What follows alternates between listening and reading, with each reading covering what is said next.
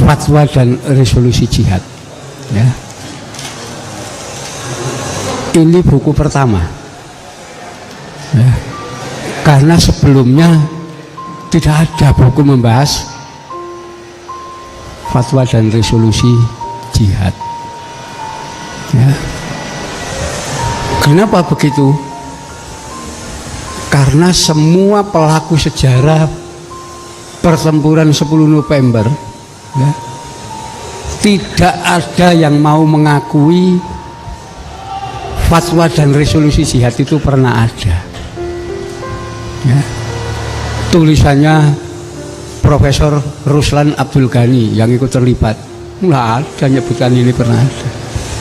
Bung Tomo yang pidato teriak-teriak dalam bukunya nggak pernah nyebutkan bahwa fatwa dan resolusi jihad ini pernah ada. Ya. Nanti laporan tulisan Mayor Jenderal Sungkono juga nggak menyebut pernah ada resolusi jihad. Ya.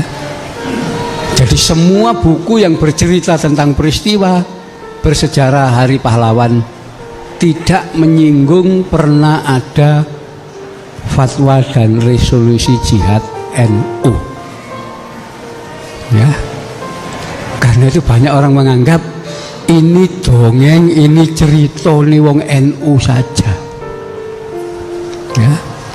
Sampai tahun 2014 kemarin ya, di perguruan tinggi negeri besar di Jakarta diadakan seminar nasional tentang perjuangan menegakkan negara Republik Indonesia. Ya. Para doktor, profesor, pakar sejarah yang berbicara di situ semua sepakat mengatakan di antara elemen bangsa Indonesia ya, yang tidak memiliki peran dan andil dalam usaha kemerdekaan dan mempertahankan kemerdekaan bangsa Indonesia itu hanya golongan pesantren, khususnya NU. Simpulannya begitu ya. Bahkan dengan sinis salah seorang menyatakan organisasi PKI itu saja pernah berjasa karena pernah melakukan pemberontakan tahun 1926 ngelawan Belanda. NU tidak pernah. Ya. Ini faktanya. Jadi dalam banyak aspek sejarahnya tokoh-tokoh ulama dari pesantren dihilangkan. Ya. Data-data tentang itu ya ditutupi semua. Ya. Supaya tidak ada yang tahu bahwa pesantren pernah berjasa. Ya, di situ itulah yang kemudian membuat saya menyusun ini bulan November 2015. Ya, mulai saya susun, saya kumpulkan data waktu saya jadi wartawan Jawa Pos tahun 85 itu dapat tugas macam-macam mewawancarai tokoh-tokoh yang terlibat dalam peristiwa 10 November, dalam peristiwa pemberontakan di Madiun, dalam itu ada semua. Ya. Nah dari situ saya mendapat informasi bahwa fatwa jihad memang ada, tapi tidak perlu diakui. Ya, ada usaha seperti itu, menutupi sejarah Indonesia yang sebenarnya. Nah, kenapa ini terjadi? Karena orang-orang sekolah didikan Belanda itu adalah menjadi penguasa negara Republik Indonesia sejak dibentuk ya, tahun 45. Itu yang ngisi itu semua mayoritas orang-orang didikan sekolah Belanda ya.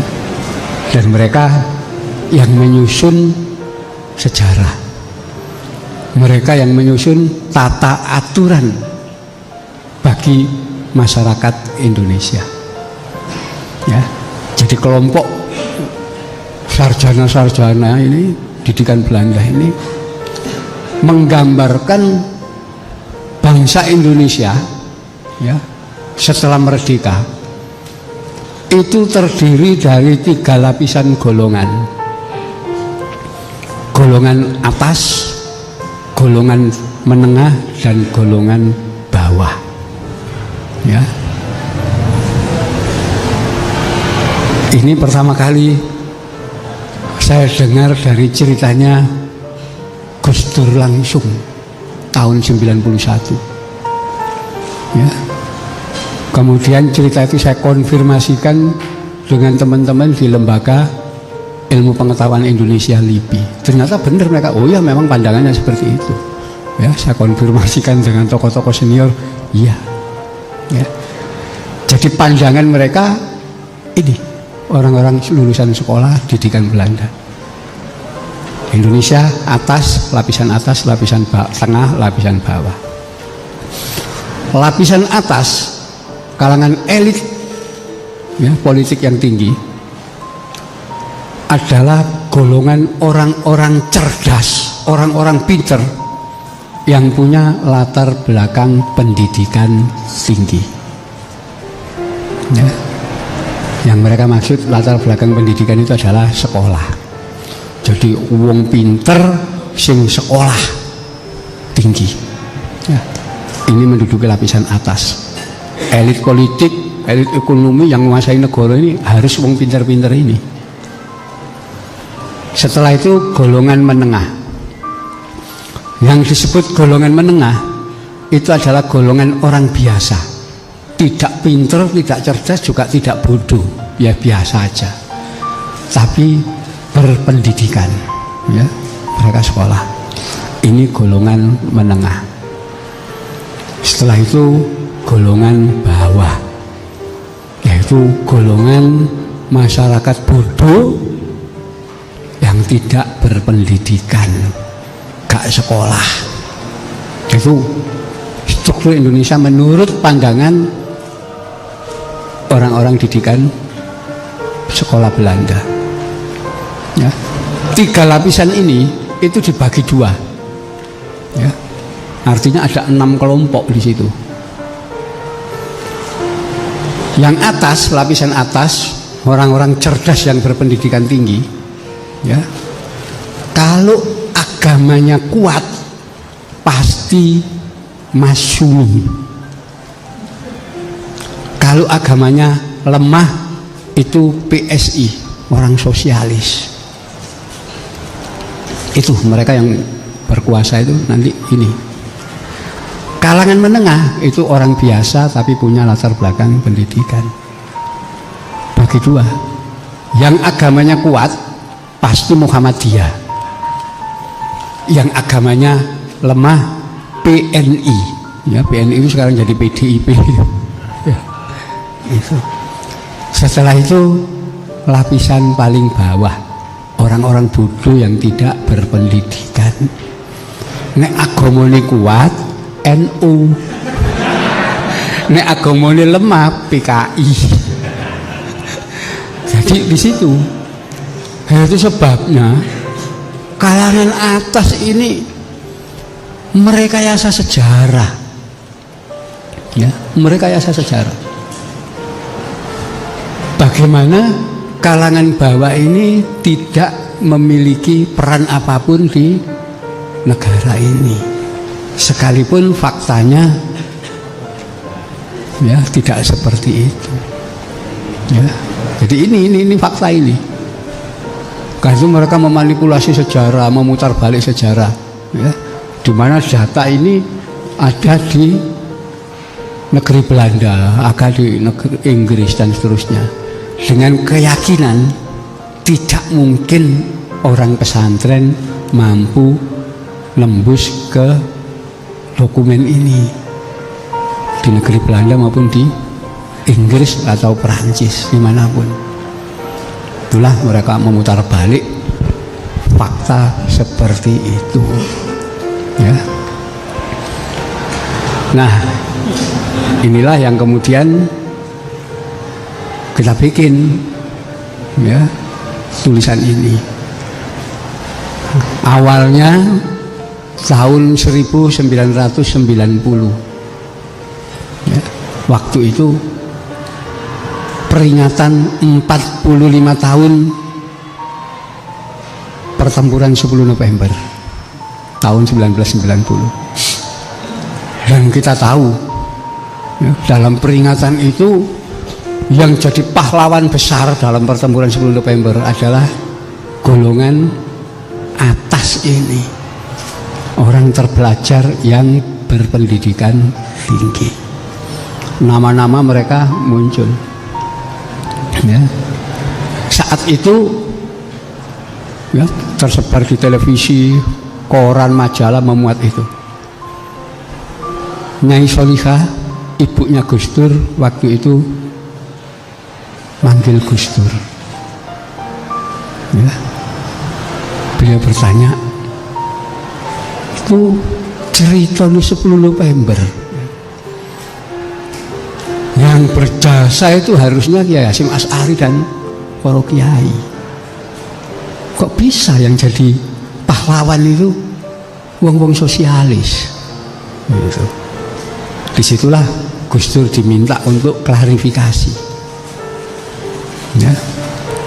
Lalu Gus Dur klarifikasi menemui tokoh-tokoh tua, ya, senior di kalangan kelompok sosialis, ya, mengenai Hari Pahlawan 10 November. Ternyata jawabannya sederhana, ya.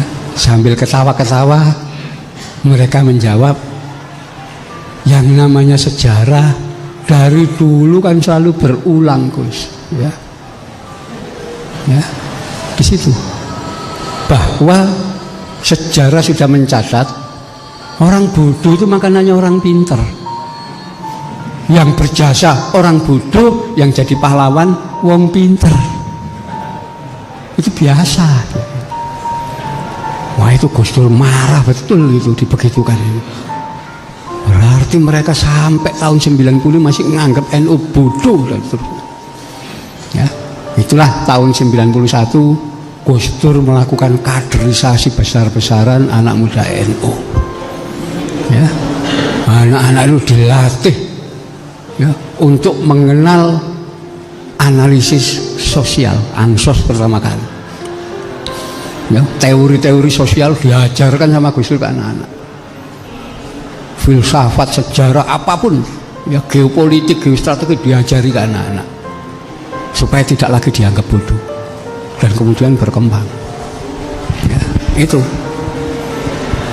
Nah, saya termasuk yang ikut pertama kali kaderisasi itu karena agak paham, ya. Nah, itulah seluruh penulis sejarah Indonesia menyatakan fatwa dan resolusi jihad nggak ada, ya. Tapi ternyata saya menemukan tulisannya seorang sarjana sejarawan Amerika, Benedict Anderson, ya. Dalam tulisannya tentang penjajahan Belanda, penjajahan Jepang di Indonesia 42 sampai 45, beliau menyatakan tanggal 22 Oktober pernah ada resolusi jihad yang dikeluarkan oleh pengurus besar Nahdlatul Ulama di Surabaya, ya. Bagaimana Benedict Anderson bisa menyatakan bahwa tanggal 22 Oktober 1945 itu ada resolusi jihad? Ternyata beliau memiliki sumber dasar, ya. Karena apa? Setelah resolusi jihad dikumandangkan tanggal 22 Oktober, tanggal 25 Oktober kantor berita Antara, yaitu kantor berita nasional, itu memuat secara lengkap resolusi jihad. Ya, ada kantor berita negara itu muat itu. Tanggal 27 Oktober koran Kedaulatan Rakyat juga memuat secara lengkap ya resolusi jihad. Ada lagi koran Suara Masyarakat di Jakarta juga memuat resolusi jihad. Ya, artinya peristiwa ini ada. Sekalipun wong Indonesia tidak mau nulis bahwa itu ada, karena menganggap NU yang mengeluarkan ini golongan lapisan bawah, dimanipulasi. Disitulah kita temukan. Ya. Kita patahkan itu pandangan orang yang mengatakan NU satu-satunya elemen bangsa Indonesia yang tidak memiliki peran apapun dalam bina negara Republik Indonesia. Ya, di situ kita buka, kita bongkar dokumen-dokumen lama yang sebagian besar berbahasa Belanda, bahasa Inggris, bahasa Perancis, dan sebagian bahasa Jepang. Ya, kita bongkar. Nah, di situ kita dapati, ya, ketika Indonesia pertama kali merdeka, nggak punya tentara, tidak ada tentara. Ya, baru 2 bulan kemudian diadakan tentara. Agustus, September, Oktober. 5 Oktober dibentuk Tentara Keamanan Rakyat, TKR. Ya, ini dokumen negara. Ya, silakan dibaca di Sekretariat Negara, di Arsip Nasional, ini semuanya ada. Ya. Nah, dengan dibentuknya ini, negara Indonesia sudah punya tentara.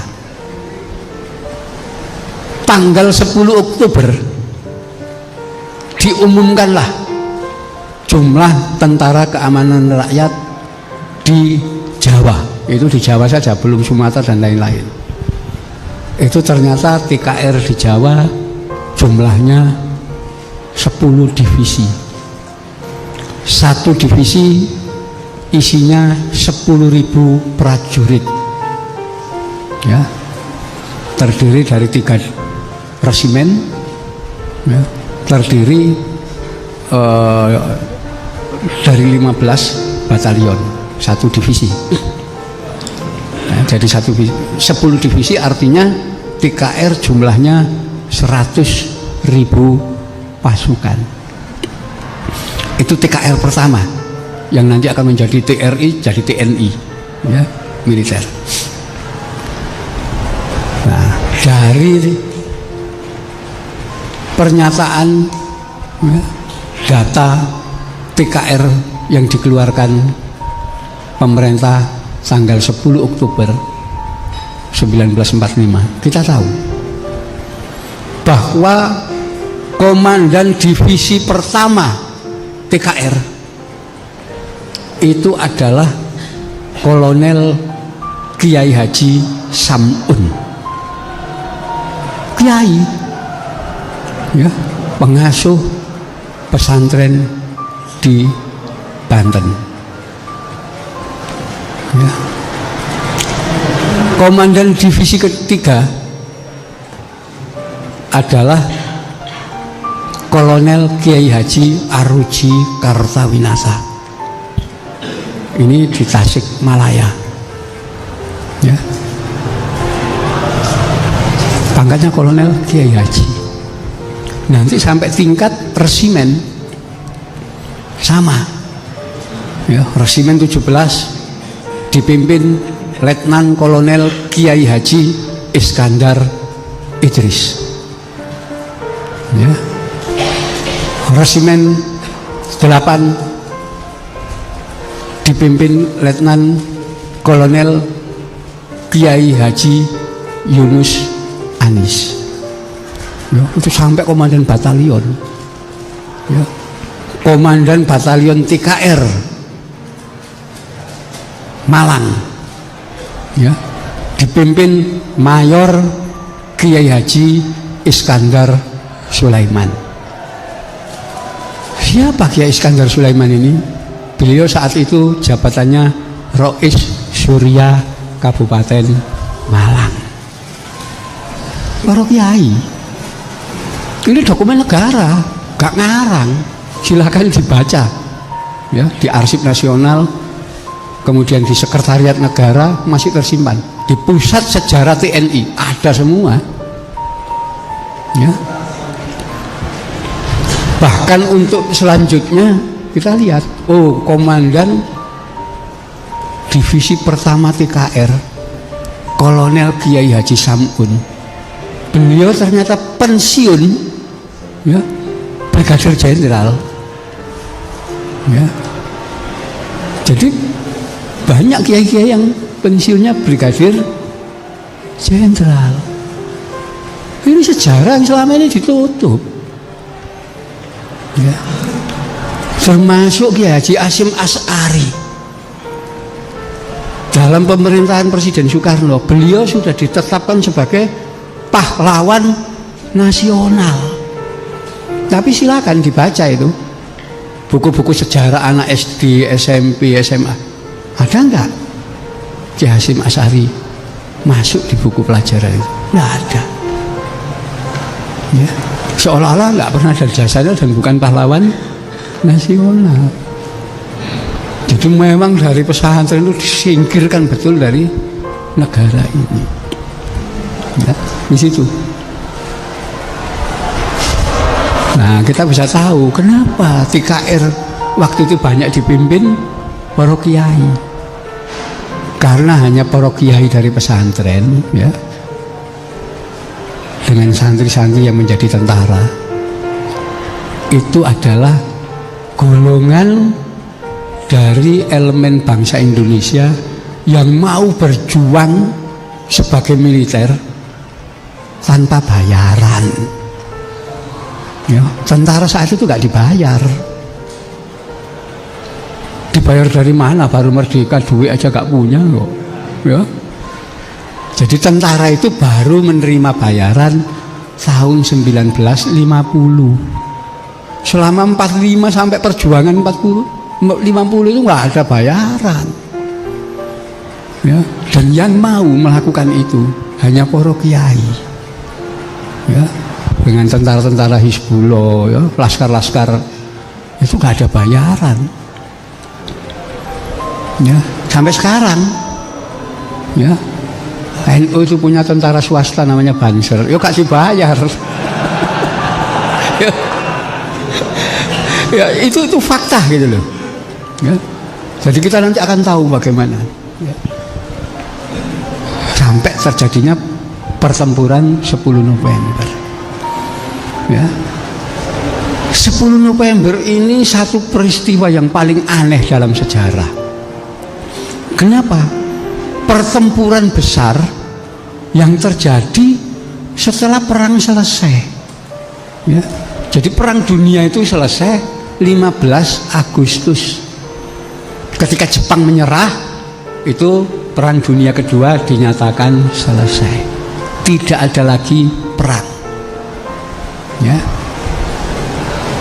Pasukan Inggris ditugasi ngangkuti interniran dan tawanan Jepang.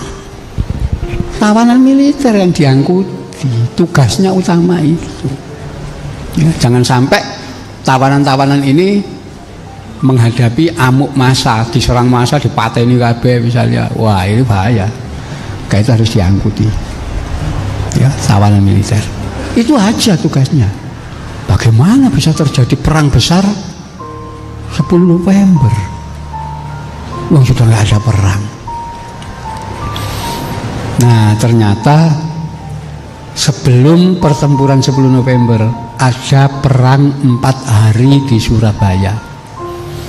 Tanggal 26, 27, 28, 29 Oktober 1945.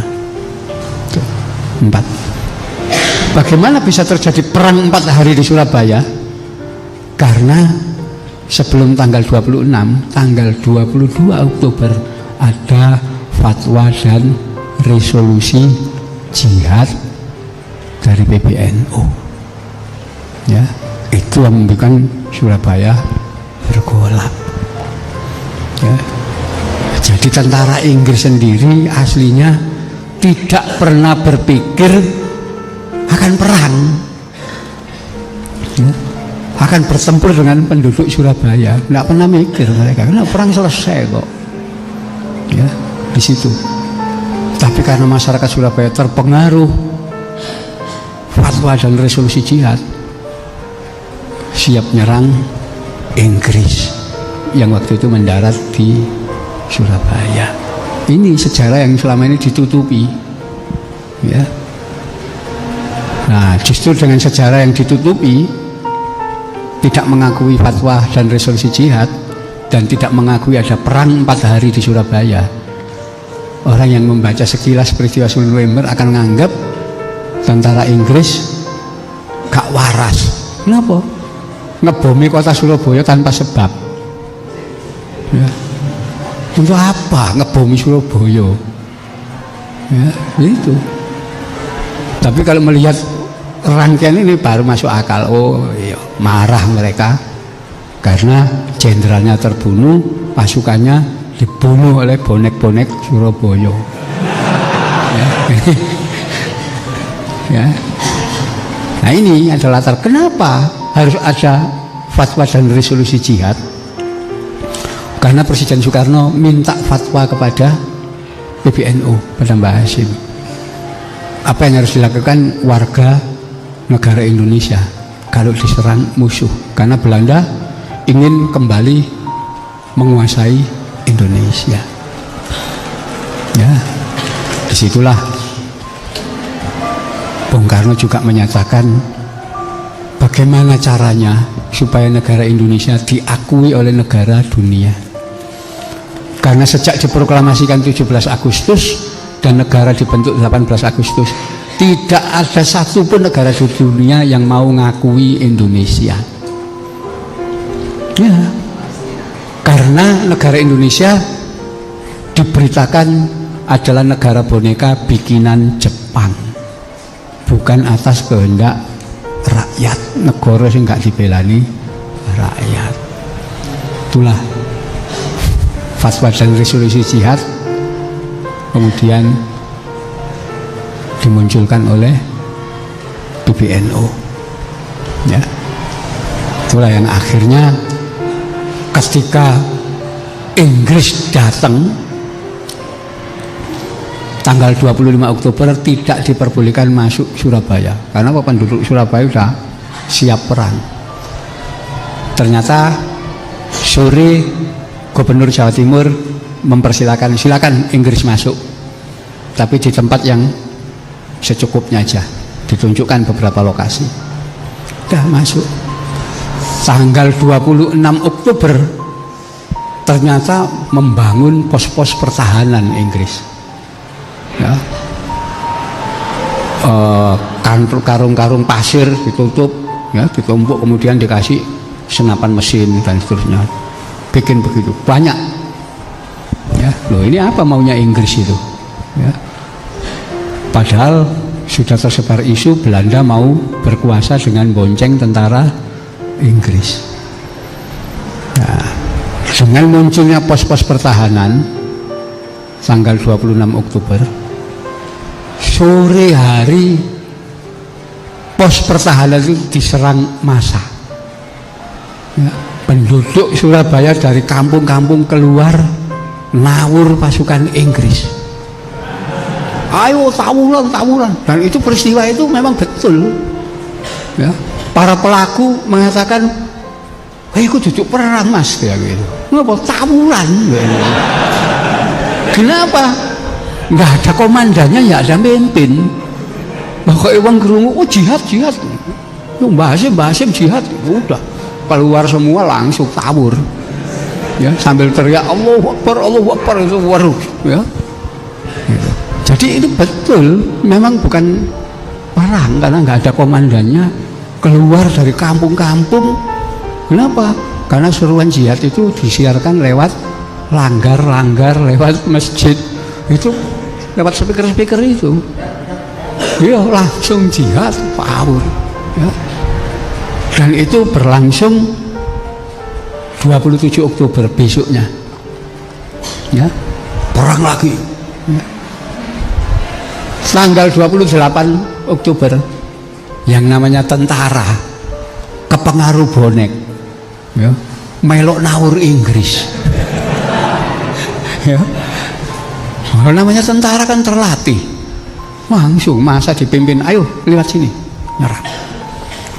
Dalam pertempuran 28 Oktober ini, itu 1000 lebih tentara Inggris mati dibunuh. Ya, masa itu. Tapi tentara gak ngakoni kalau mereka tentara. Kenapa? Loh, Indonesia itu merdeka, negara belum ada yang ngakui. Masa tentara wis mati ini tentara Inggris? Oh, itu urusan besar nanti. Kayak itu iki arek Surabaya kabeh gitu. Ya orang-orang Surabaya aja. Kayak itu yang diteriakkan selalu arek-arek Surabaya. Karena apa? Tentara tidak mau ikut campur di situ. Ya, negara gurung ono sing ngakoni wis mateni tentara Inggris ya gitu ya. Sampai tanggal 29 itu pertempuran masih.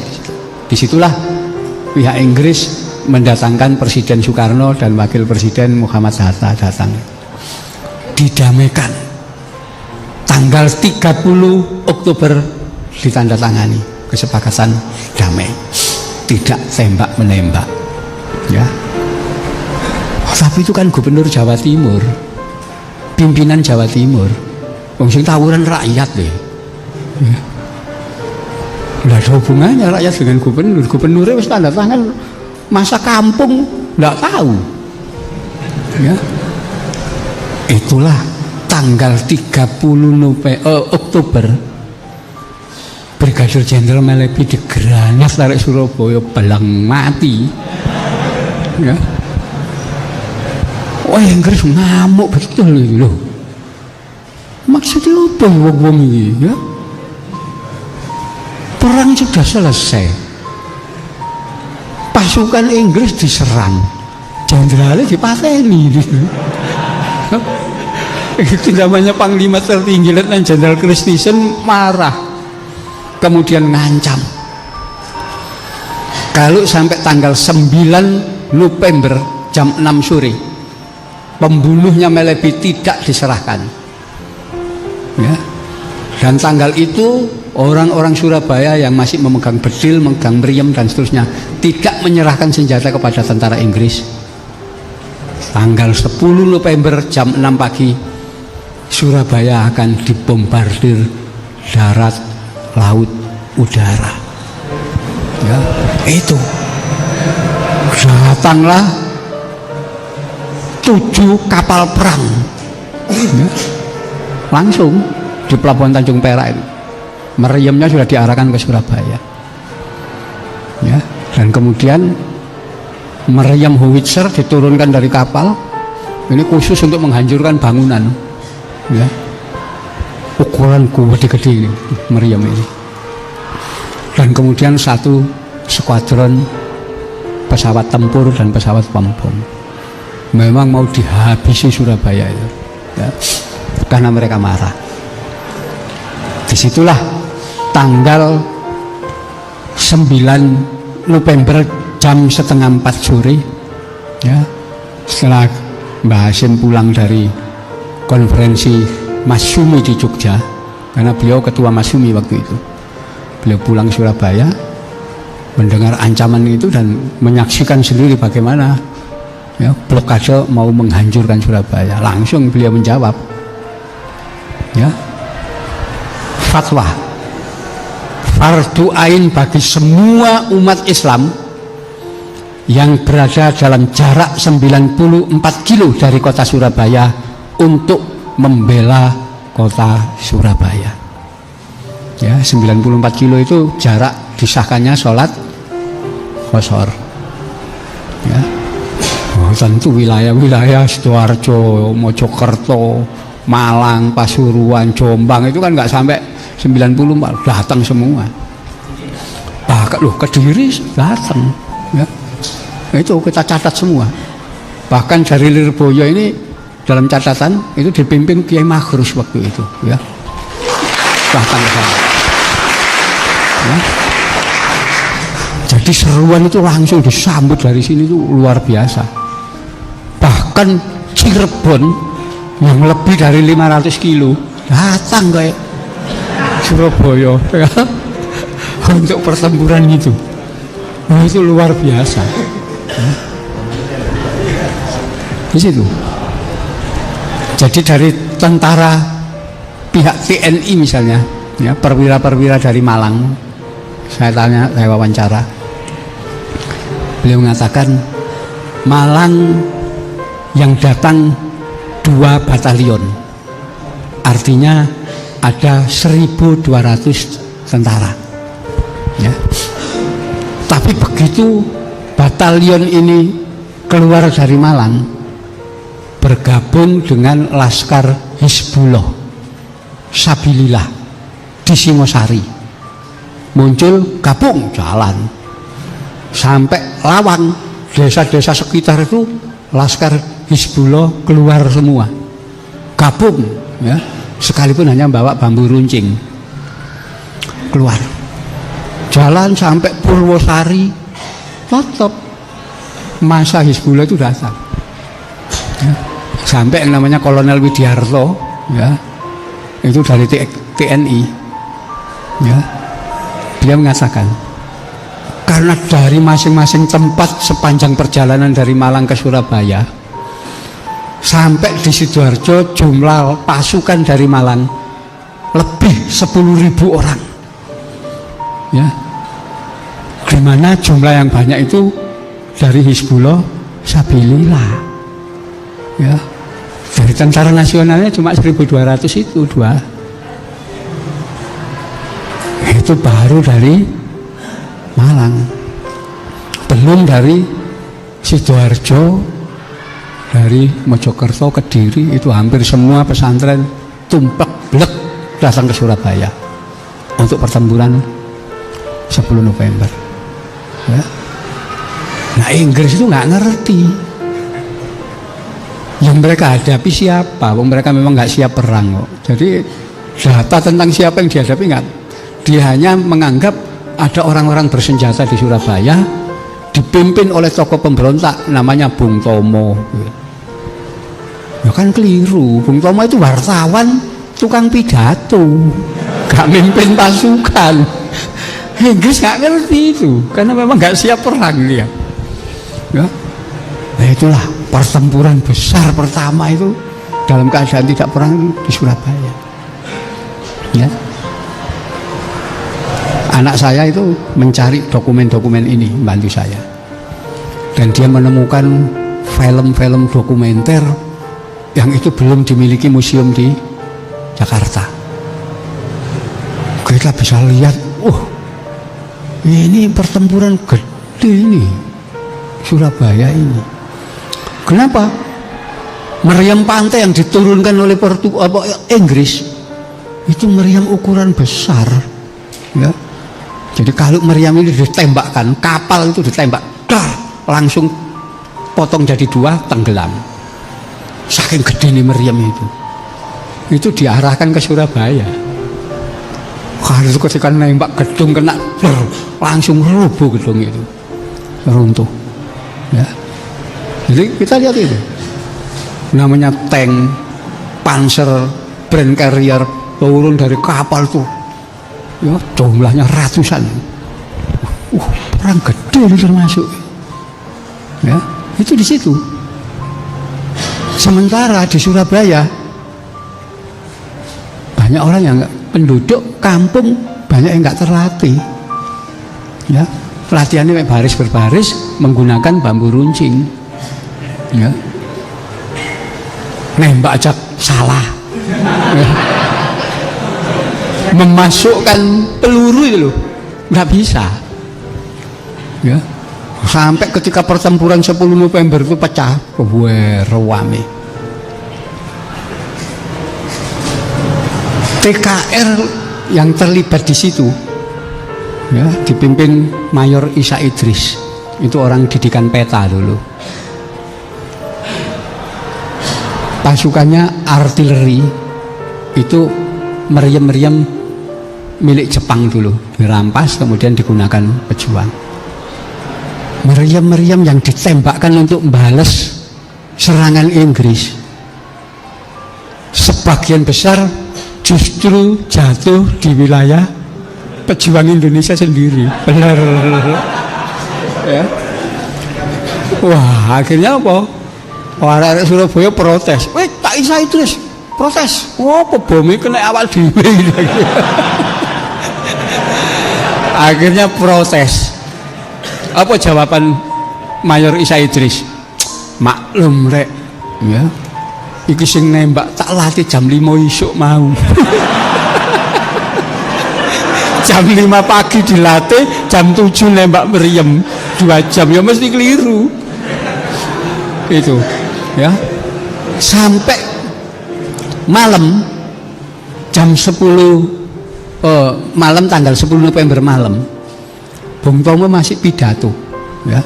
Saudara-saudara, barang siapa di antara saudara yang bisa mengoperasionalkan meriam, silakan mendaftar. Jadi punya meriam tapi nggak bisa ngoperasikan. Itu 10 November, ya. Jadi pada Oktober itu orang-orang Surabaya itu sudah nyerang pangkalan Jepang di Morokrembangan, itu lapangan terbang, ya. Di situ sama Jepang sudah dikasihkan aja orang-orang Surabaya, termasuk 100 pesawat tempur, ya. Pesawat tempurnya Jepang itu paling ya, paling efektif ngelawan pesawat tempur sekutu. Ada 100 pesawat di situ, silakan digunakan. Begitu 10 November satu aja nggak ada yang bisa terbang. Siapa sih nyetir? Nggak ada, ya.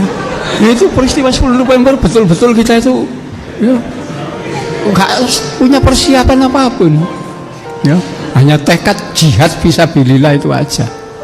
Fakta itu, ya. 10 November sore dari Jogja dikirim satu gerbong senapan masuk ke stasiun Wonokromo. Malam Ba'dal Isya dari stasiun Wonokromo, gerbong ini didorong, ya, rame-rame didorong. Kenapa? Nggak boleh ditarik sama lokomotif. Kalau ada lokomotifnya kan suaranya kedengaran. Misal ditembak sama Inggris, didorong sampai ke stasiun kota. Di stasiun kota pejuang dikumpulkan. Ayo, sing nggawa bambu runcing ganti senapan, kasih senapan, kasih peluru dan seterusnya, ya. Semua dibagi. 11 November pagi ketika mulai pertempuran, banyak orang yang nggak bisa masukkan peluru, itu nggak bisa, ya. Peluru sudah masuk, nembak, iki apa caranya, ya bingung sendiri karena memang nggak terlatih, ya. Wah, akhirnya Inggris maju, ya senapannya ditinggal, bambu runcingnya dibawa lagi. Unik pertempuran Surabaya itu paling unik, ya. Para santri itu masih takbir tok pokoknya. Nah, itulah. Dan ketika nyerang Surabaya itu Inggris menggunakan 5 orang jenderal, ya, memimpin pasukan. Artinya serius bener ini, ya. Yang tidak mereka perhitungkan ada komandan divisi kavaleri Brigadir Jenderal Loder Simon. Dia memimpin pasukan itu dari pesawat, ya. Ayo kamu maju sebelah sini, kan formasi kan kelihatan dari pesawat. Dia memimpin dari pesawat karena dia mikir wong Surabaya itu cuman bawa bedil sama bambu runcing, ya, sama tumbak, keris, macam-macam. Gak mungkin bisa nembak pesawatnya yang tinggi terbang. Ternyata di daerah Petemon, Surabaya agak selatan, itu ada seorang penembak anti serangan udara, ya. Dia juga baru belajar, ya. Ini rampasan dari Jepang, ya. Namanya Pak Gumbrek. Pesawat lewat ditembak sama dia, luput, ya. Sama teman-temannya, oh Brek, liku kak titis blas ya. Jangan ngomong sih, cok ganggu lah ini, anu ya. Aku tak belajar sih dia, ya. Nah sampai saat pesawat lewat di atas ditembak sama dia, dar, kena pesawat itu, jatuh. Ternyata apa? Brigadir Jenderal Loder Simon mati.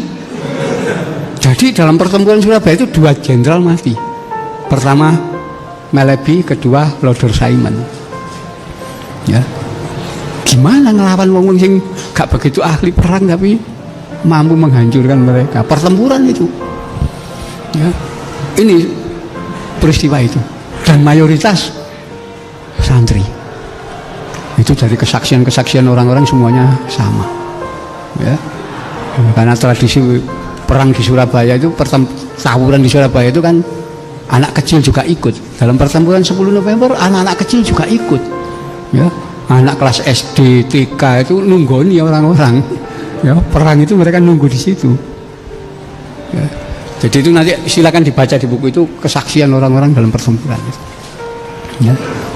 Dan kita bertahan digempur tanggal 10 November, kita baru mundur ke wilayah selatan Wonokromo tanggal 2 Desember, ya.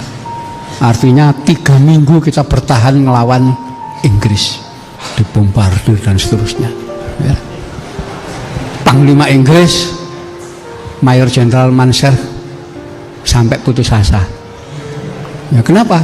Dia sudah ngancam, mengatakan dalam tempo 3 hari Surabaya jatuh. Ternyata sampai 2 minggu loh gak jatuh, ngelawan terus, ya. Sampai 3 minggu baru mundur. Dan itu pun kalau malam masuk kota melakukan serangan gerilya. Jadi pertempuran di Surabaya itu lamanya 100 hari, 3 bulan, ya.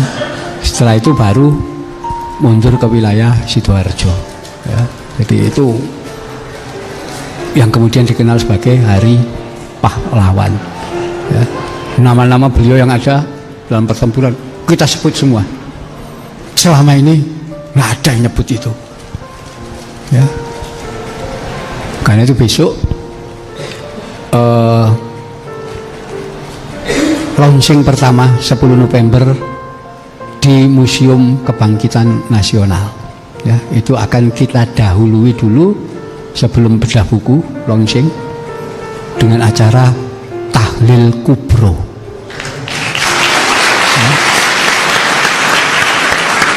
ya. Khusus mendoakan pejuang-pejuang yang gugur dalam pertempuran Surabaya. Kan namanya ada, sekalipun sebagian besar nggak ketemu, tapi nama itu ada, kita semua, ya. Nah, kita sebagai bangsa ya wajib menghormati pejuang-pejuang yang selama ini namanya disembunyikan. Daftarnya ada nama itu, ya. Dari mana-mana ada. Nah, itulah yang kita nanti kita tahlili dan peristiwa itu. Dan alhamdulillah pihak Museum Nasional sudah menerima versi sejarah buku ini. Dan 22 Oktober hari santri kemarin dibuka pameran Hari Santri dan Kebangkitan Nasional sampai tanggal 20 November nanti, ya. Pameran itu dengan mengambil tema Kiai Haji Hasyim Asy'ari, ya. Silakan hadir di sana, ditonton, dan ya itu sekarang sudah punya tempat khusus, ya. Jadi Museum Kebangkitan Nasional itu wah panjang, kayak ruangan ini disekat 1, 2, 3, 4, isinya episode Dr. Wahidin, ya, Dr. Sutomo, Dr. Cipto Mangunkusumo. Ruangan itu semuanya ada. Yang dari NU nggak ada, ya. Baru tanggal 22 Oktober kemarin ada ruangan khusus Kiai Haji Hasyim Asy'ari, sudah disahkan itu oleh negara. Ya. Dan setelah itu nanti dari Kementerian Pertahanan akan mengadakan bedah buku ini di 20 kota se-Indonesia. Ya. Artinya dari pihak Kementerian Kebudayaan itu sudah menerima versi ini. Bagaimana jasa para kiai di pesantren diakui. Ya. Dan Kementerian Pertahanan juga sudah mengakui. Ya. Yang saya belum yakin nanti pihak Dignas mau mengakui. Ya, karena kalau Dignas nanti mengakui, mata pelajaran sejarah SD, SMP, SMA harus diubah total.